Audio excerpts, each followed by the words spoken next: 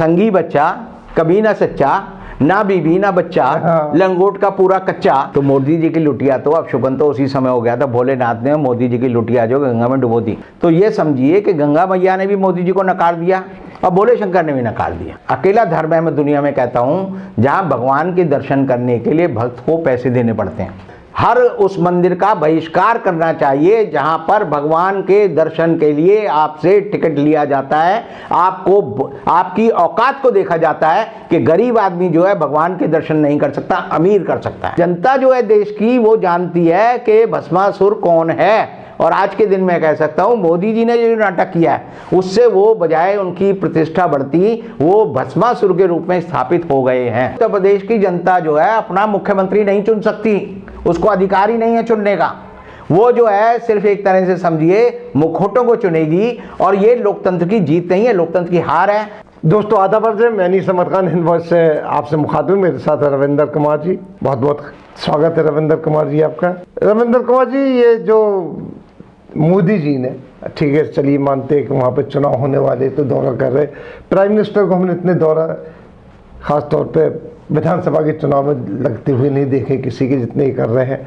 अब वो वहीं पड़े हुए हैं, 10 दिन में 6 दौरे वो कर रहे हैं। अभी हाल में ही जो आया उसके पहले दौरे गए थे, गंगा में स्नान भी किया उन्होंने, वहाँ पे कॉरिडोर का भी उद्घाटन किया, वो भी विवादास्पद होगा, उसमें तैर के भी दिखाया उन्होंने कि किस तरीके से उन्होंने तैरते हैं, वो सब चीज़ें करके दिखाई उन्होंने। ये सारे जो चीज़ें हो रही हैं और ख़ास तौर पर ऐसा लग रहा है कि अब सिर्फ जैसे उन्होंने कहा योगी यूपी मिला के उपयोग मिलाया है, कुछ उन्होंने ये तुकबंदी किया, हाँ तुकबंदी मिलाई, जैसे वो मिलाते रहते हैं, जैसे हर जगह जाते हैं तो वहाँ की भाषा भी बोलने लगते हैं वो टेलीप्रॉम्प्टर से।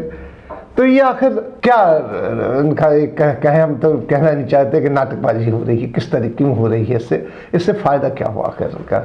मोदी जी आपने जैसे कहा कि गंगा में गए और डुबकी लगाई उन्होंने, तो आपने शायद इस बात पे गौर नहीं किया कि मोदी जी की लुटिया डूब गई है। लुटिया लेके नहीं निकली थी वो? नहीं, वो जब वो गंगा में गए थे तो उनके हाथ में देखा होगा एक तसरी थी कटोरा नुमा जी, और एक लोटिया थी और उसमें उन्होंने फूल भर रखे थे और वो फूल उन्होंने वहाँ डाले। पहले वो टकराते हुए गए, ऐसे जैसे बच्चा डगमग चलता है ना, 2 साल का बच्चा चलना सीख रहा होता है, तो वैसे वो तैरते हुए गए और वहाँ पर फिर उन्होंने फूल डाले। फूल डालने के बाद जब उन्होंने डुबकी लगाई तो आपने गौर नहीं किया, उनके हाथ में जो वो लुटिया थी वो डूब गई थी और वो जो है जो कटोरी नुमा चीज़ थी वो गायब हो गई। मोदी जी उसको ढूंढने के लिए हाथ पांव मार रहे थे, जिसे लोगों ने समझा कि वो तैर रहे हैं। तो मोदी जी की लुटिया तो अब शुभन तो उसी समय हो गया था, भोलेनाथ ने मोदी जी की लुटिया जो गंगा में डुबो दी, क्योंकि उन्हें पता था ये मेरा भक्त जो है सच्चा भक्त नहीं है, ये फर्जी भक्त है, ये चुनाव के लिए आया, मेरी पूजा के लिए नहीं आया। तो अब देखिए कि मोदी जी जिनके बारे में बाल चित्र अमर बाल कथा में छपता है कि मोदी जी बचपन में तैराक थे और एक वो जो है मगरमच्छ को पकड़ लाए थे। जी। तो आज फिर सिद्ध हो गया कि मोदी जी तैर नहीं पाते, मोदी जी को तैरना नहीं आता। और मोदी जी ने जो तैरने का शॉट दिया वो इसलिए दिया क्योंकि मोदी जी के दिमाग में, मैं पहले भी कहता हूं, और राहुल गांधी ने उस बात को सही पकड़ा कि मोदी जी जो है रायबरेली में उसने कहा कि मोदी जी अकेले नहाने गए थे, नहाने अकेले कौन जाता है गंगा में। तो मोदी जी के दिमाग में है कि जब ये तमिलनाडु के चुनाव हो रहे थे तो राहुल गांधी, आपको याद होगा, एक बड़ी बोट से जो है कूदे थे समुद्र में और तैरे थे 15 मिनट। तो वो शॉट जो था मोदी जी के दिमाग में था कि ये लड़का तैर सकता है, तो मैं तो बचपन का तैराक हूँ। तो उन्होंने जो तैरने का नाटक किया तो आप देखेंगे वहाँ जो हलचल पानी में हो रही थी गंगा में, वहाँ गोताखोर छिपे हुए थे। अब मोदी जी तो एक बार लुढ़क रहे थे तो उसने उठाया उनको, तब खड़ा किया वहाँ पर गंगा में। तो ये समझिए कि गंगा मैया ने भी मोदी जी को नकार दिया और भोले शंकर ने भी नकार दिया।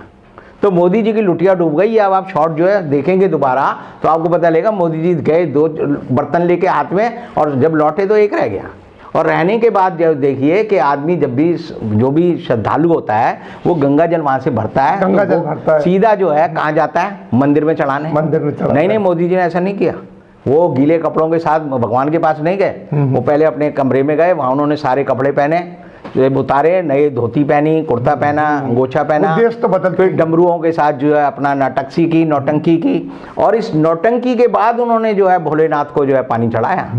तो आप ये समझिए कि भोलेनाथ भी समझ रहे हैं कि ये आदमी बड़ा ढोंगी है, उच्च किस्म का ढोंगी है और भोलेनाथ तो आप जानते हैं कि भोलेनाथ तो हर एक को जो है वो आशीर्वाद दे देते हैं। उन्होंने तो भस्मासुर को भी आशीर्वाद दे दिया था, अपनी मौत बुला ली थी, अपनी मौत बुला ली थी, क्योंकि भस्मासुर एक नाम का दैत्य था, उसने उनकी वो की, तो उसने कहा भगवान से, भोले शंकर ने कहा बोल क्या मांगता है, तो उसने कहा कि जी मैं जिसके सर पर हाथ धरूं वो जो है भस्म हो जाए। तो उन्होंने कहा तथास्तु।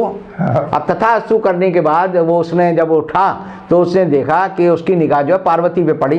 बोला ये तो पार्वती तो बड़ी सुंदर औरत है और इसे ये साधु के साथ ये क्या कर रही है।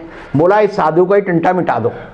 तो वो जो है उसने अपना हाथ जो है भोले शंकर के ऊपर रखने की कोशिश की, तो वो भोले शंकर समझे ये तो गलत बात हो गई, तो भागे भागे त्राईमाम करते रहे। तो जो है भगवान विष्णु को आए उनके संकट मोचन बन के।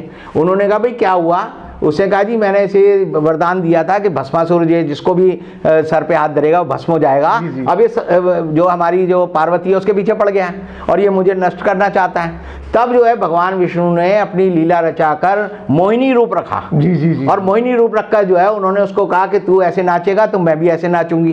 तो नाचते नाचते भगवान विष्णु ने अपना हाथ जो है अपने सर पे रख के यूं जो किया, तो जो है उस भस्मासुर ने भी ऐसे ही किया और खुद भस्म हो गया वो। तो आप समझिए भोलेनाथ तो भोले हैं, लेकिन जनता जो है देश की वो जानती है कि भस्मासुर कौन है। और आज के दिन मैं कह सकता हूँ मोदी जी ने जो नाटक किया है उससे वो बजाय उनकी प्रतिष्ठा बढ़ती वो भस्मासुर के रूप में स्थापित हो गए हैं। अब आपने ये कहा कि भाई ये जो है कह रहे हैं कि यूपी जमा योगी बराबर उपयोगी हो गया। अब ये जो है मोदी जी बचपन में तुक भिड़ाते रहते हैं, तो बचपन में जो है नहीं हमेशा बिड़ाते हैं, तो हम भी बिड़ाते रहते हैं बचपन से। तो बचपन से हम हमेशा कहते थे कि संगी बच्चा कभी ना सच्चा। वो तुक मिला दी, ना बीवी ना बच्चा और लंगोट का पूरा कच्चा। अब ये तो बंदी हो गई, आपको याद कर लो कि संगी बच्चा कभी ना सच्चा, ना बीवी ना बच्चा, लंगोट का पूरा कच्चा। तो आप समझ जाओ कि ये संगी लोग कैसे होते हैं। तो मोदी जी जो ये तुक बढ़ाते हैं उससे समझते हैं जनता बहल जाएगी, जनता भूख प्यास भूल जाएगी। ये नहीं हो सकता। आप एक बात समझ लीजिए कि चुकनी चुपड़ी बातों से पेट नहीं भरता। मैं आपको कितनी चिकनी चुपड़ी बातें कहूँ, मैं कहूँ मक्खन मलाई होती है, ये कलाकंद होता है, लेकिन आदमी कहेगा भाई पेट में खाने के लिए सूखी रोटी तो दे दो, फिर बाद भूखे भजन ना हो। बिल्कुल बात करने से तो पेट नहीं भरता। लेकिन मोदी जी समझते हैं कि बात करके वो लोगों को बेवकूफ़ बना सकते हैं। अब आप देखिए मोदी जी ने क्या किया। जाते ही पहले काशी जाते थे, वहाँ दर्शन की कोई फीस नहीं थी, अब वहाँ फीस लगा दी वहाँ पे। हिंदू धर्म में अकेला धर्म है मैं दुनिया में कहता हूँ जहाँ भगवान के दर्शन करने के लिए भक्त को पैसे देने पड़ते हैं। किसी मस्जिद में नहीं देने पड़ते, किसी चर्च में नहीं देने पड़ते, किसी सिनेगॉग में नहीं देने पड़ते। लेकिन हिंदू धर्म में क्या है कि आप तिरुपति बालाजी जाएंगे तो टिकट लेंगे और टिकट की रेंज है। आपकी पॉकेट है कितनी दे रही है, 11,000 खर्च करेंगे, 51,000 करेंगे, 5 लाख करेंगे, 20 लाख करेंगे, तो आपको उस हिसाब से मिलेगा। तो धर्म का धंधा बना दिया इन्होंने। हिंदू धर्म जो है संकीर्ण नहीं है, वो जो है मंदिरों से जुड़ा हुआ नहीं है। आप मंदिर में जाए बिना भी भक्त हो सकते हैं, भगवान को प्रसन्न कर सकते हैं। जितने भी ऋषि मुनि साधु संत हुए हैं वो किसी मंदिर नहीं जाते थे, नहीं, वो अपनी धुनी जमा के अलग बैठते थे, अलग एकांत में जो है भगवान की भक्ति कर रहे हैं, भगवान प्रसन्न हो रहा है, उनके पास आता था और भगवान उनके पास चल के आता था। लेकिन इन्होंने क्या किया है आरएसएस ने, क्योंकि इसे पता है कि जो पंडे पुजारी हैं उनकी रोजी रोटी कहाँ से जुड़ी है, मंदिर से। चंदा कहाँ आता है, मंदिर में। तो मंदिर का चंदा खाने के लिए, मंदिर का भोग करने के लिए, मंदिर में जो ये साधु और दूसरे पुजारी पंडे पुजारियों की फौज जमाने के लिए मोदी जी ने बनारस में भी टिकट का प्रचलन शुरू कर दिया है कि आप भगवान के दर्शन करने हैं तो पैसे दो। फिर उन्होंने पैसा भी तो लगाया कॉरिडोर बनाने। नहीं लगाया तो इसका मतलब वसूल थोड़ी करोगे, और ये सरकार का पैसा लगाया, मोदी जी के घर का पैसा लगाया।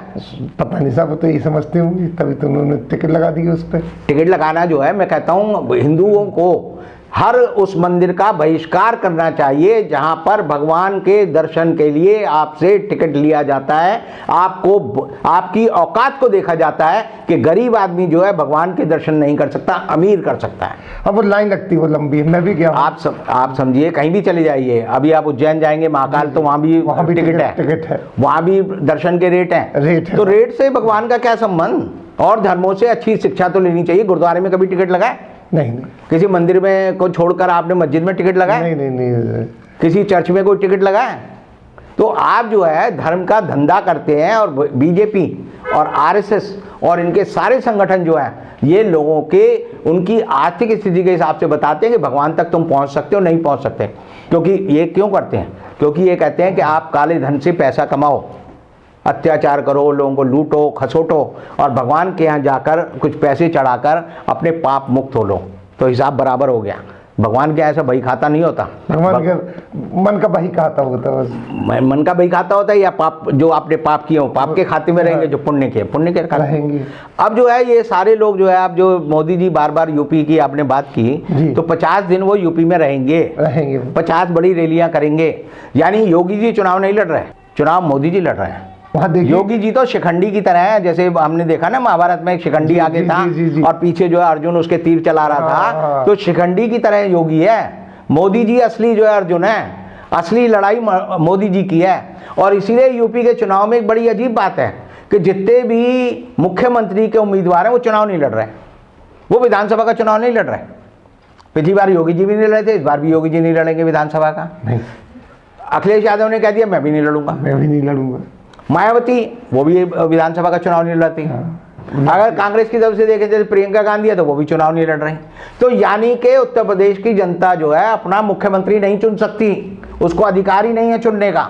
वो जो है सिर्फ एक तरह से समझिए मुखौटों को चुनेगी। और ये लोकतंत्र की जीत नहीं है, लोकतंत्र की हार है। क्योंकि सबको पता है कि हमें चोर दरवाजे से आना है, हमें विधान परिषद से आना है, हमें विधानसभा नहीं जाना। हाँ, जिसमें जनता के संपर्क में नहीं रहेंगे अपने जीत जाएंगे इसीलिए। और इसीलिए यूपी का चुनाव जो है एक तरह का विचित्र चुनाव है, जिसमें धन का इस्तेमाल होगा, पैसे का इस्तेमाल होगा, मीडिया का इस्तेमाल होगा। और आप देखिए योगी जी और मोदी जी ने जो है चुनाव जीतने के लिए तीनों चुनाव आयुक्तों को अपने यहाँ बुला लिया। अपने ये एक अजीब सी बात है, जबकि चुनाव आयुक्त को बुलाया नहीं जा सकता कॉन्स्टिट्यूशनली। अरे उन्हें बुलाया है तो उन्हें जाना भी तो नहीं चाहिए। हाँ, बच्चे थोड़ी उन्हें अकल नहीं है। एक अलग बात है, लेकिन बुलाया। अब उनके सबके बयान पढ़े हमने, जो पूर्व रहे इसके इलेक्शन कमीशन के, उन्होंने सबने मना किया कि हमें बुलाया गया, हम नहीं गए। कभी नहीं जाना चाहिए भाई। आप जो है एक आपकी स्वायत्त संस्था है, आपके ऊपर देश जो है लोकतंत्र आपके कंधों पर जुड़ा हुआ है। लेकिन ये तीनों बंदर जो हैं, ये 3 बंदर हैं, तीनों बंदर उछलकर जो है प्रधानमंत्री निवास चले जाते हैं और उससे आदेश लेते हैं। और आदेश क्या मिलेगा? आदेश ये मिलेगा जी डेट कौन सी फिक्स करनी है, हमारे हिसाब से फिक्स करो। जो पेड मीडिया है, जो पेड न्यूज़ आती है, उस पर आप कार्रवाई नहीं करो। मेरा अनुभव यह है कि TN सेशन के बाद चुनाव आयोग को जितनी भी मैंने शिकायतें भेजी हैं आज तक, उस पर कभी कोई कार्रवाई नहीं होती। चिट्ठी आ जाएगी जी आपकी शिकायत मिली, उस पर कार्रवाई जारी है। 10 साल बीत जाए वो कभी कार्रवाई नहीं होगी। इसलिए मैं कहता हूं आज के समय में हिंदुस्तान में चुनाव को लेकर अगर सबसे भ्रष्ट संस्था है, सबसे निकम्मी संस्था है, सबसे बिकी हुई संस्था है तो चुनाव आयोग है।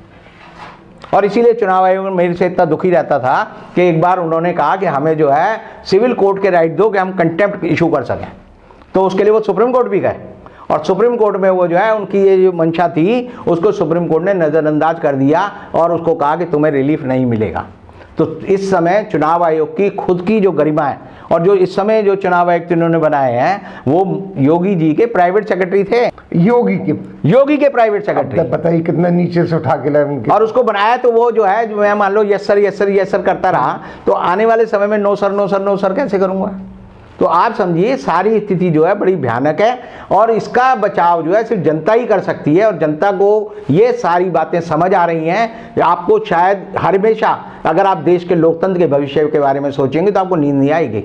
और इसीलिए देश के लोकतंत्र को बचाने का जिम्मेदारी जो है सिर्फ देश की जनता पे है, देश के मतदाताओं पर है, देश के पढ़े लिखे लोगों पर है। और वो जो है इन चीज़ों को धीरे धीरे पहचान रहे हैं। और जब चुनाव होंगे तो मोदी जी को पता चलेगा, योगी जी को पता चलेगा कि कौन उपयोगी है, कौन अनुपयोगी है और कौन दुरुपयोगी है। तो मोदी जी और योगी जी और ये यूपी है दुरुपयोगी है, ये दुरुपयोग कर रहे हैं हर चीज़ का, तो उपयोगी नहीं है। तो जो चीज़ दुरुपयोगी है वो दुरुपयोगी ही रहेगी। और मोदी जी ने जो नारा दिया है वो मैं आपको कहता हूँ वो योगी जी की लुटिया डुबोने के लिए दिया है, जैसे उनकी लुटिया जो है खुद जो है गंगा में डूब गई। बहुत बहुत शुक्रिया आपका, एक इनसाइट और दिया आपने हमारे दर्शकों को। इसी के साथ हम लेते हैं विदा, अगले अंक में फिर हाजिर होंगे कभी रविंदर जी के साथ। तब तक के लिए दीजिए इजाज़त।